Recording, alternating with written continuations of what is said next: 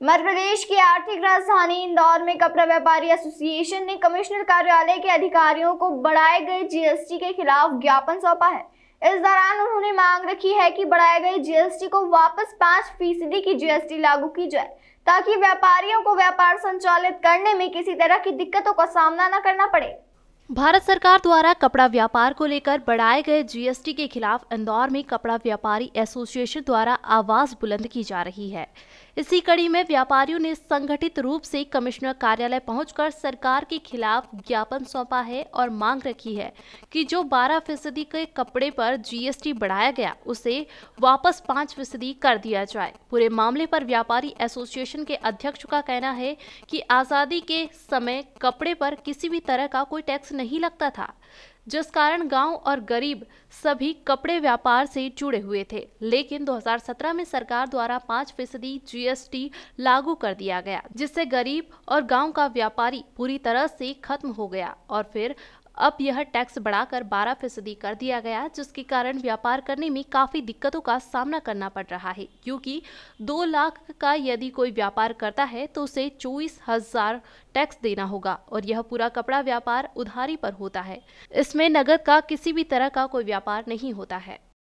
खैर, जिस तरह से महामारी के बाद महंगाई की चौतरफा गिरफ्त में आम आदमी आता हुआ नजर आ रहा है, तो वहीं दूसरी ओर सरकार द्वारा पेट्रोल, डीजल, राशन, पानी से लेकर गैस की टंकी और अब कपड़े पर बढ़ाए टैक्स से कई तरह के व्यापार व्यवसाय अपना अस्तित्व खोने की कगार पर है। सरकार को इस ओर ध्यान देकर छोटे व्यापारियों को बचाने की ओर ध्यान देने की आवश्यकता है। Bureau report, Khabarkosh news, Indore.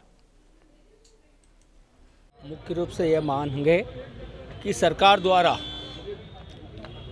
पूर्व में आज़ादी के पश्चात कपड़े पर किसी प्रकार का कोई टैक्स नहीं हुआ करता था। कपड़ा ज़रूरतमंद चीज़ों में आता है। मनुष्य की पूर्व से ही कहावत है, रोटी, कपड़ा और मकान। ये 3 मूलभूत आवश्यकताएं मनुष्य की होती है। इस 3 मूल आवश्यकता में कपड़े पर सरकार द्वारा 5% जीएसटी 2017 में किया गया था। उसका भी उस समय काफ़ी विरोध किया था व्यापारियों ने, पर वर्तमान में सरकार द्वारा 1 जनवरी से इसको 12% कर दिया गया है, जो कि इस कपड़े के व्यापार के ऊपर बहुत बड़ा घात होगा। इससे कपड़े के व्यापारी करीब करीब सब समाप्त हो जाएंगे।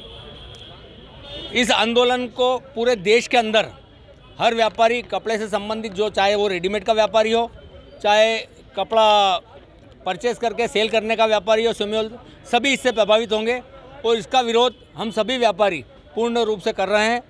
हमारी मंशा है, सरकार अगर कोरोना के में सबसे अधिक प्रभावित कोई व्यापार हुआ है तो कपड़े का व्यापार प्रभावित हुआ है। उससे व्यापारियों की कमर टूट गई है।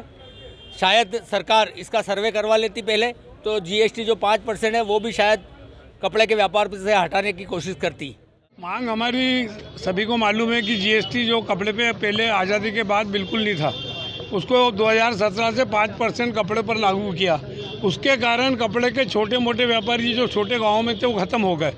लेकिन अब तो हमारे अस्तित्व का सवाल पैदा हो गया है, क्योंकि कपड़े पे यदि 12% टैक्स होता है, कपड़े का मूल धंधा उधारी पे ही चलता है। 80% धंधा उधारी का है।